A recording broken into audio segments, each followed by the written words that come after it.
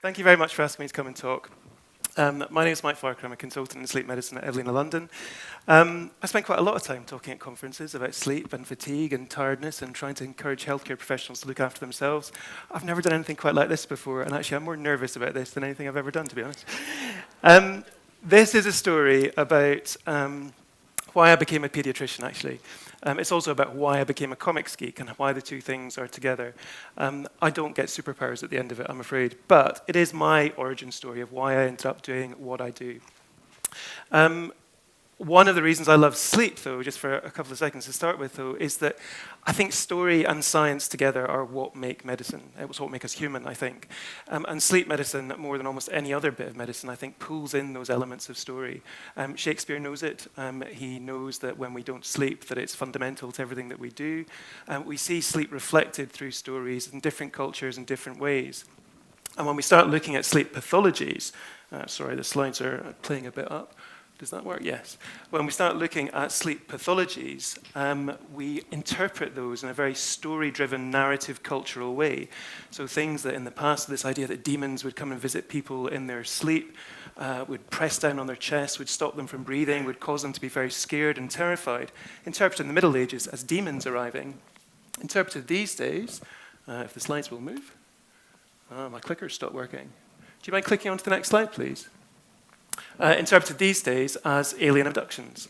And these are sleep events. These are sleep paralysis, hypnagogic hallucinations, but they're very driven by narrative and how we interpret them over time. I spend quite a lot of my time talking about looking after people in the healthcare service and trying to make them think in the way that Rachel was talking about this morning, that if we don't look after people who are providing care, that we're not able to provide care. And it's very easy, again, as a couple of other people have mentioned already, to get fatigued about compassion and to forget why we all did this to begin with.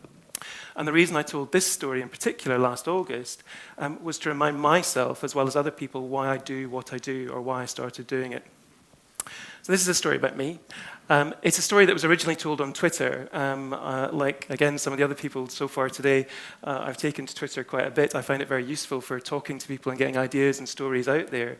I have two Twitter accounts. I've got one that I try and use to be good Mike, and I've got one that I use when I'm doing everything that I don't want the GMC seeing. This, annoyingly, actually started out on the bad Mike account and then went very viral, and I ended up all over the place with it, including here. It's a story about being a doctor. So I told it in August. So August in the UK is the anniversary of when the new intake of doctors comes in and starts their careers. So August every year is often a very reflective time when people look back on their careers and think about how they started and where they are now and how they've gone. So you get that kind of little flurry around about the first week of August as the newbies come in, people thinking back. But for me, the second week of August actually marks a more significant part of why I'm a doctor and why I'm a paediatrician, actually. And it's all to do with my sister. When my sister was very young, when she was 1 and I was about 5, she had epiglottitis, which is a very rare illness, which we thankfully see very little now. She was very sick. She went to hospital. She got better. She came home. Everything was fine. A few years later, though, when she was 4 and I was 8, she got unwell again. And epiglottitis is one of these illnesses that starts with a bit of a runny nose, a bit of fever, a bit of just being not quite right, but quite rapidly becomes something that looks like a very much more unwell child.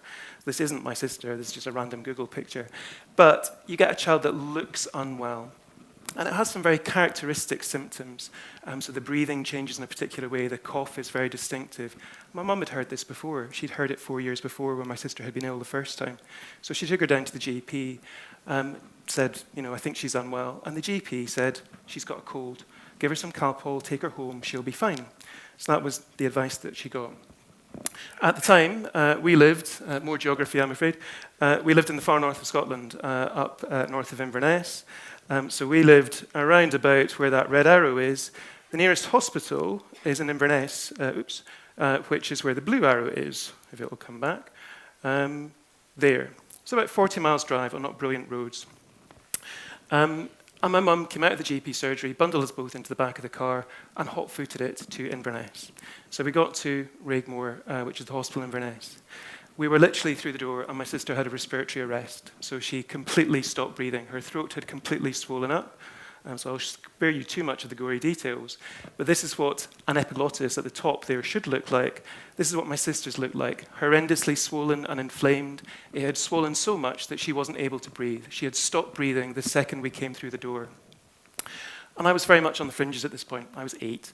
And suddenly the world seemed to materialize around her. So having come through the door, then suddenly we were surrounded by doctors and nurses. And in my memory, I kind of hope it's a bit like this. But in actual fact, it was all just a bit of a blur. And it just seemed like everybody was suddenly there trying to do everything they possibly could to save her.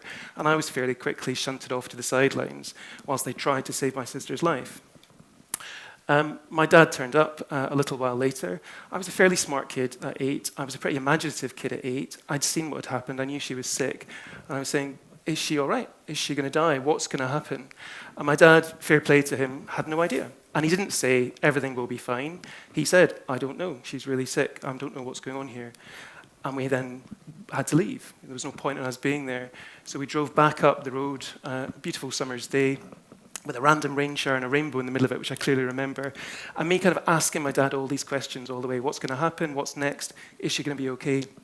And he didn't know. So we stopped to get petrol, and to shut me up, he bought me a comic, which was this comic. So it comes a little bit into some of that transhumanism stuff. I'm fairly sure those transhumanism people that you were speaking to, Mark, wherever you've gone, probably were reading stuff like this in the 80s.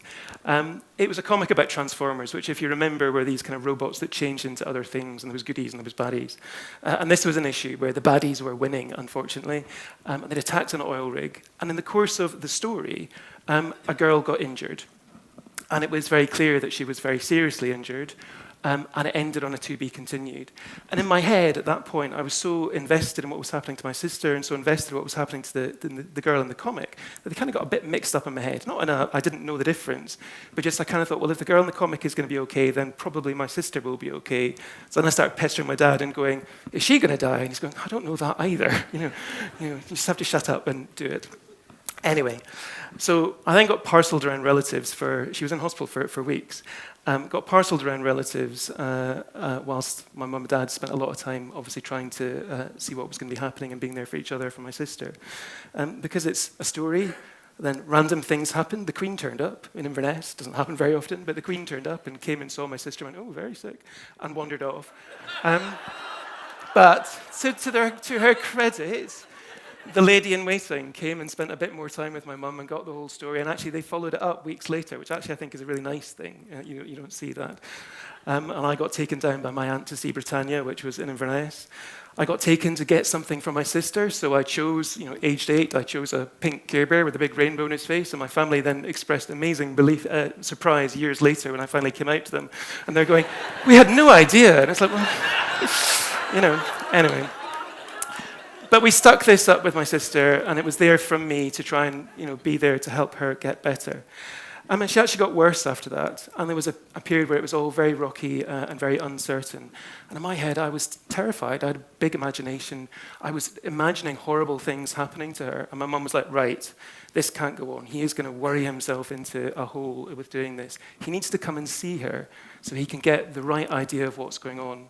And of course, she was in an adult intensive care unit. There was no paediatric intensive care in Inverness. She was a tiny person in a big bed.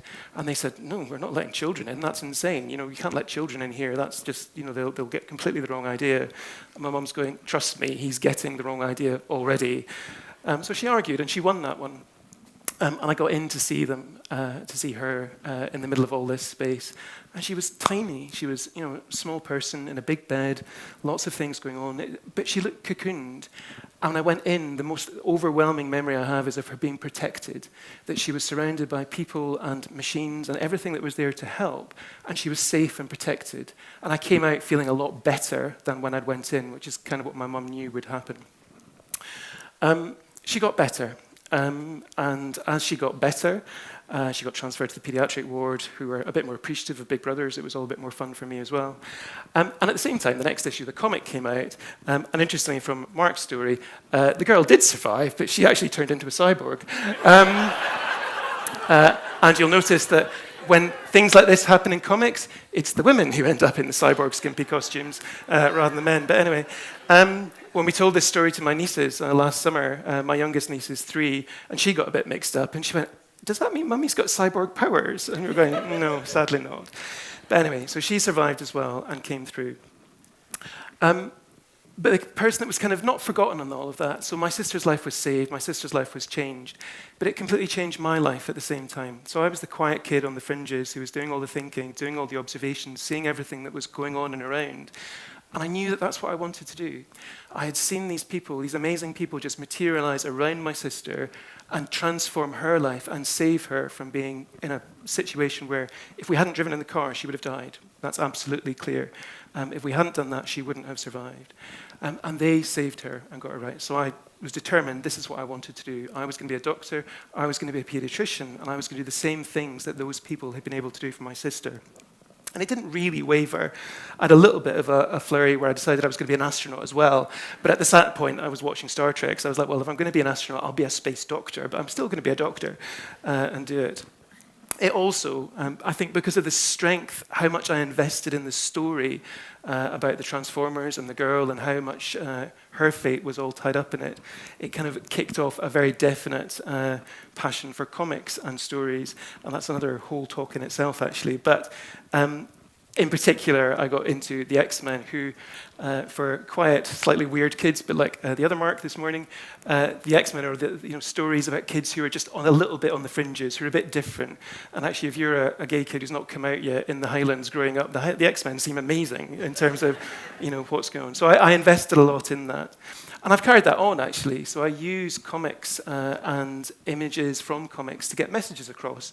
So if you do follow me on Twitter, you may see when it comes around August and new intake of Doctor's Time, I use images from comics to try and get across simple messages in the whole tips for new doctors kind of idea that goes around on Twitter.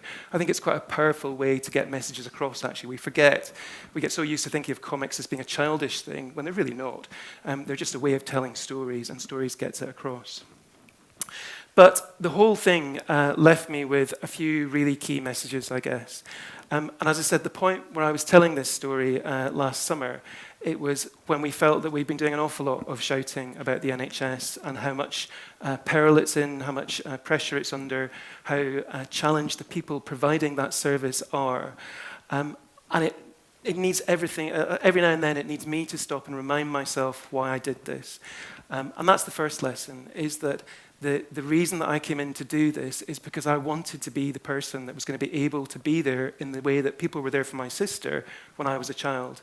I think it's interesting, I don't know in doctors in general, but I think it's interesting how many paediatricians have stories like this, where either themselves or siblings were ill as children, and it seems to have shunted them towards paediatrics. But I left with some other lessons as well that I think have stuck with me through my career.